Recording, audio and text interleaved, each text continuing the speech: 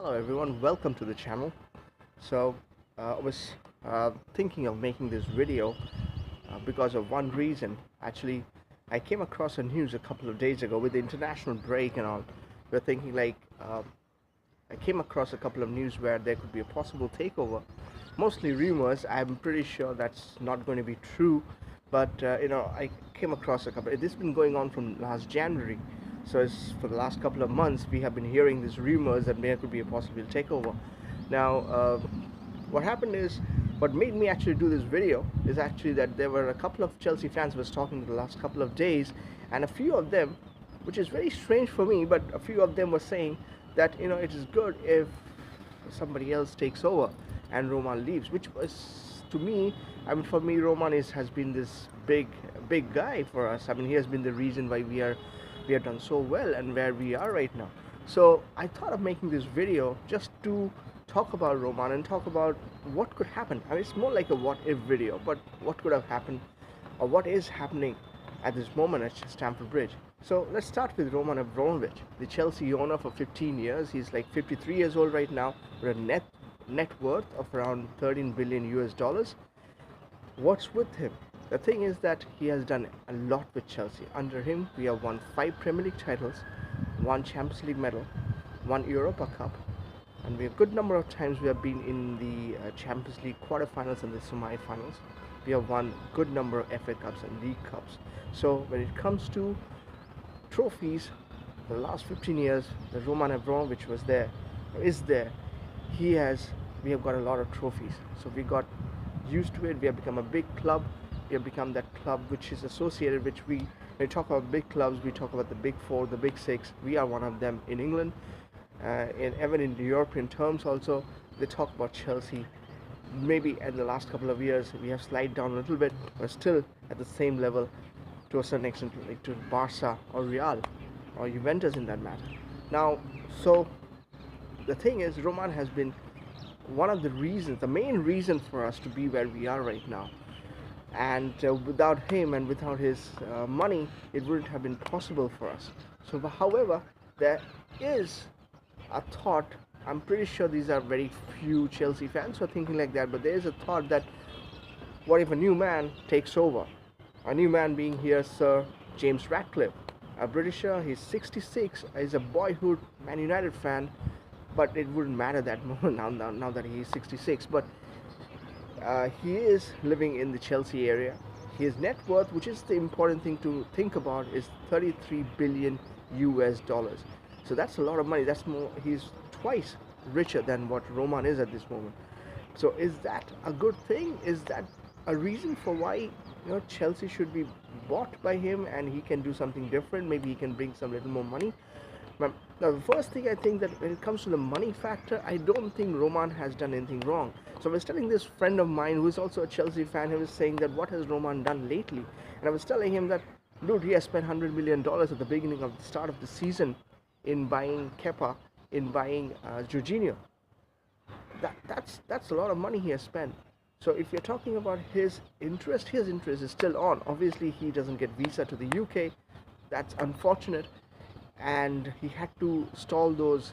He had to stop the building of the new stadium, but that doesn't mean that he is not interested in the club anymore. I mean, what he used to do, I mean, the big problem that Roman created for himself was that he used to sack managers because he had a big trust on our legends, on our JTs and the Frank Lampards and the Didier Drogbas. He knew that if he still sacks a manager in Feb or April, that's what he used to do in the past. His team, the JTs and the Franks and the Drogbas, are going to make him get a title at the end of the season. This team is different. This team has no JTs, no such leaders as such, and as a result, this team has struggling. So even now, he knows that if he changes a manager like he did 4 seasons ago, he sacked Mourinho and brought Gus Hiddink. We still finished 10th, and so we know that if he changes a manager in the middle of the season, like he sacked Sarri, had he sacked Sarri in Feb or right now, it wouldn't make much difference. This team will still act the way it is right now. So, saying that, I feel that Roman has done enough that he can do. He cannot, as time has moved on, he cannot just go out and chop and change and sack managers. he has already gone ahead and sacked Mourinho, sacked Conte last season, and he cannot go ahead and give them free money. I mean, it's like every time you sack a manager, you pay them up, you pay them, you pay the manager, you pay the entire coaching staff, and that money could have been used in buying good players. So we are spending money on doing certain things which we shouldn't. So that is the one thing. The other thing is the stalling, or the idea of making the new stadium. The thing was that with Arsenal already has a big stadium for a few years now. Spurs, they're going to open their new stadium, the brand new big stadium. So in London, obviously you can say that Chelsea might require a big 60,000, over 60,000 capacity stadium. They're saying that. For one, I love Stamford Bridge. I don't want Stamford Bridge to be changed. I want that place. It's like a holy place for us. But saying that, I still believe that